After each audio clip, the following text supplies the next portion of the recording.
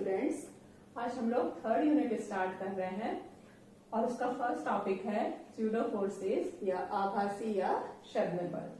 जैसे कि शब्द यदि अगर हम ध्यान दें तो आभासी का मतलब प्रतीत होना, आभास होना, ऐसा महसूस होना कि वो काम हो रहा है, वो वास्तव में नहीं होता लेकिन ऐसा होता हुआ दिखाई देता है।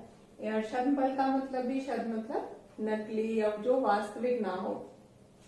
तो इसी तरह से हम आभासी या शब्द बल को डिफाइन कर सकते हैं कि वो बल जिनको जो लगते हुए प्रतीत होते हैं या दिखाई देता है कि वो बल लग रहे हैं लेकिन वास्तव में वो पिंड पर कार्य नहीं कर रहे होते हैं, उन बलों को हम आभासी या शब्द बल कहते हैं। तो इसकी परिभाषा लिख सकते हैं हम।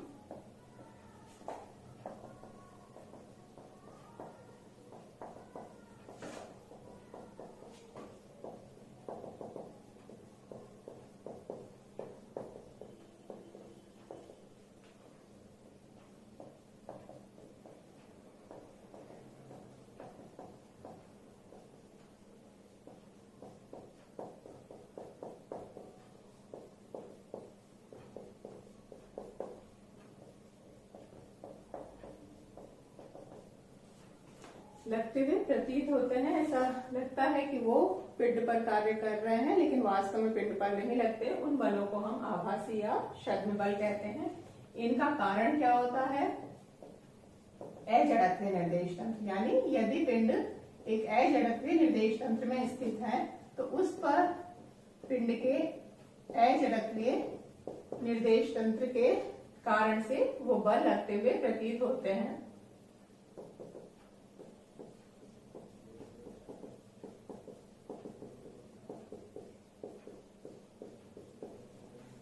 इस कारण से वो बल लगते हुए प्रतीत होते हैं, उनको हम आभासी या शब्द बल कहते हैं। वास्तव में ये पिंड पर कार्य नहीं कर रहे होते हैं।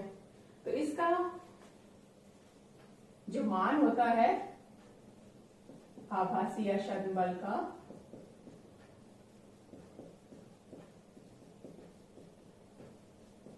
वो हम देते हैं पिंड का द्रव्यमान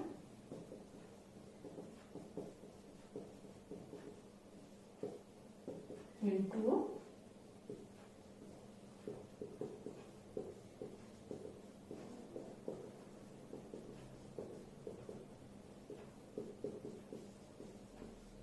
अजड़त्वीय निर्देश का त्वरण विधेय माइनस साइन।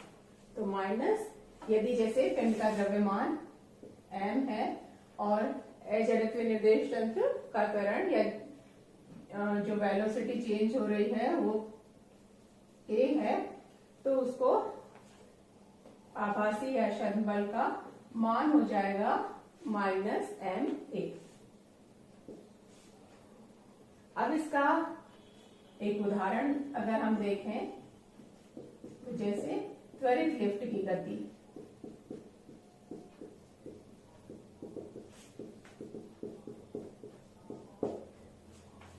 अगर लिफ्ट की गति समय के साथ परिवर्तित हो रही है, उसका वेग समय के साथ परिवर्तित हो रहा है या लिफ्ट त्वरित है, तो उसमें आभासी या शब्द बल कार्य करेंगे। वो किस तरह से करेंगे? जैसे फर्स्ट केस ले लेते हैं, लिफ्ट ऊपर की ओर एक त्वरण से गति कर रही हो। तो ये मान लीजिए लिफ्ट है और हम कह रहे हैं कि ये ऊपर की ओर एक त्वरण से गति कर रही है। इसमें कोई मान लीजिए व्यक्ति स्थित है और उसका जो द्रव्यमान है वो m है। तो अब इस पर जो व्यक्ति है उस पर दो बल कार्य करेंगे। एक तो कौन सा होगा? जो गुरुत्वाकर्षण बल के कारण होगा, जो हमेशा ही कार्य करता है। तो गुरुत्व बल वो क्या होगा? m g, और मतलब ये गुरुत्वीय त्वरण है g और ये नीचे की ओर लगेगा।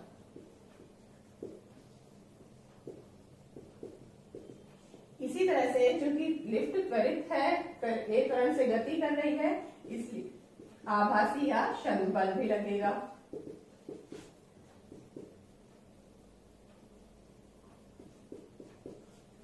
वो क्या होगा, वही m।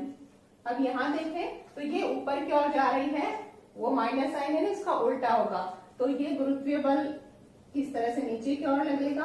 और आभासी भी कैसे लगेगा, पिंड जो निर्देश तंत्र यहाँ पर ये लिफ्ट ही है, तो ये अगर ऊपर की ओर गति कर रही है तो जो आभासी बल होगा वो नीचे की ओर लगेगा, तो वो भी हो जाएगा m इंटू ए। दोनों की दिशा एक ही है, तो आभासी बल जो होगा वो m इंटू ए होगा। तो कुल बल कितना कार्य करेगा उस पर, वो हो जाएगा mg गुरुत्वीय बल और आभासी बल ma के बराबर, तो mg प्लस ए, और इसका मान mg से अधिक है, यानी जो पिंड जो व्यक्ति है उसका जो वास्तविक भार होगा उससे अधिक भार होगा। तो यहाँ जो व्यक्ति है या पिंड है कोई भी, उसका जो भार है वो बढ़ा हुआ प्रतीत होगा। ये किस लिए हुआ, क्योंकि लिफ्ट है वो त्वरित है, त्वरण के साथ गति कर रही है, और ये केस हमने लिया ऊपर की ओर गति करते हुए।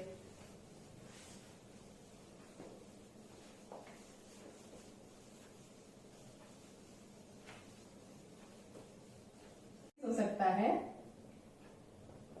जब लिफ्ट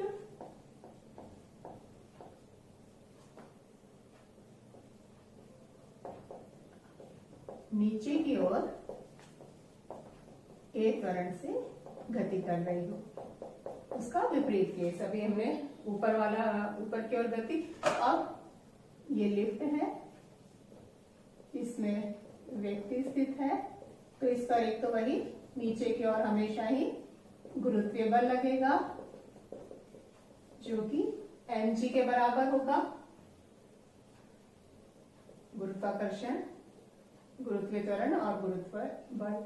इसी तरह से चूंकि ये नीचे की ओर गति कर रही है ए त्वरण से, तो आभासी बल जो है वो ऊपर की ओर लगेगा, नीचे की ओर उसके विपरीत दिशा में, तो ये आभासी बल होगा। तो अगर हम देखें तो गुरुत्वीय बल और आभासी बल की दिशा एक दूसरे से विपरीत होगी, ये नीचे की ओर कार्य कर रहा है और आभासी बल इसके विपरीत दिशा में ऊपर की ओर कार्य करेगा, कि लिफ्ट है वो नीचे की ओर गति कर रही है। तो कुल बल अगर हम यहाँ तो कुल बल के लिए देखें तो गुरुत्वीय बल लग रहा है एक तो mg नीचे की ओर और आभासी बल ma ऊपर की ओर, तो कुल बल होगा कुल बल, और वो उसके भार के बराबर होगा, वस्तु का भार वो हो जाएगा mg माइनस m, क्योंकि दिशा उसके विपरीत है, या mg माइनस a, यानी जो त्वरण कार्य कर रहा है वो गुरुत्वीय त्वरण से कुछ कम हो गया है, माइनस a, तो ये जो मान है ये mg से छोटा होगा, यानी जो पिंड का या व्यक्ति का वास्तविक भार है mg, उससे कम भार उसका प्रतीत होगा, या जो पिंड है या व्यक्ति है वो हल्का प्रतीत होगा। इसी में थर्ड केस देख सकते हैं, इसी से यदि a का मान g के बराबर हो या लिफ्ट नीचे की ओर a त्वरण से जो त्वरण है वो g के बराबर हो,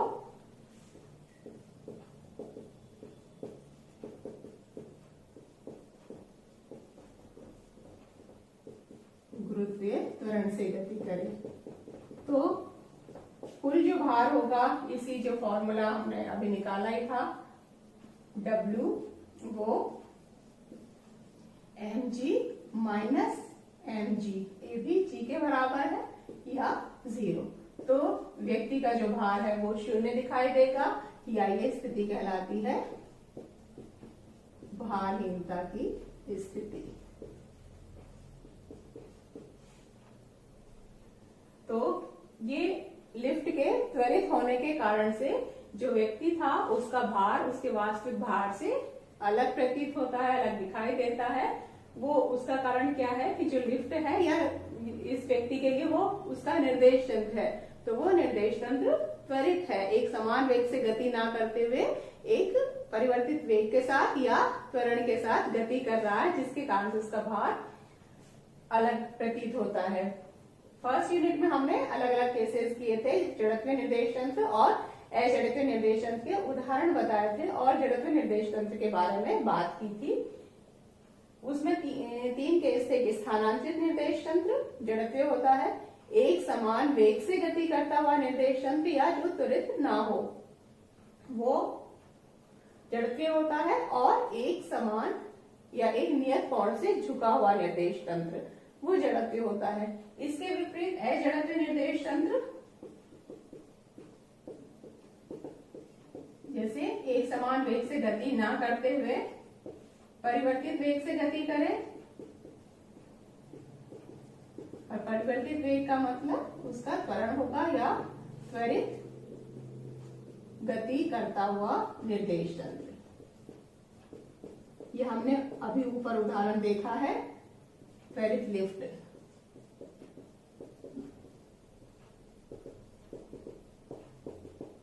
कि उसमें वस्तु का भार है वो डिफरेंट प्रतीत होता है। और दूसरा है एक समान कोण से झुका हुआ तो जड़त्व होता है, लेकिन अगर वो कोण लगातार समय के साथ परिवर्तित होता जाए या घूर्णन करे तो घूर्णित निर्देश तंत्र वो भी अजड़त्व होता है। तो अजड़त्व निर्देश तंत्र में ये आभासी या छद्म बल कार्य करते हुए दिखाई देते हैं। तो ये एक केस हमने अभी देखा त्वरित गति करते हुए निर्देश तंत्र का। इस यूनिट में हम घूर्णित निर्देश तंत्र और उसमें कार्य करने वाले आभासी बलों के लिए व्यंजक प्राप्त करेंगे, एक्सप्रेशन डिराइव करेंगे और उसका क्या प्रभाव पड़ता है वो देखेंगे। तो ये हम नेक्स्ट लेक्चर में करेंगे। आज के लिए अभी इतना ही।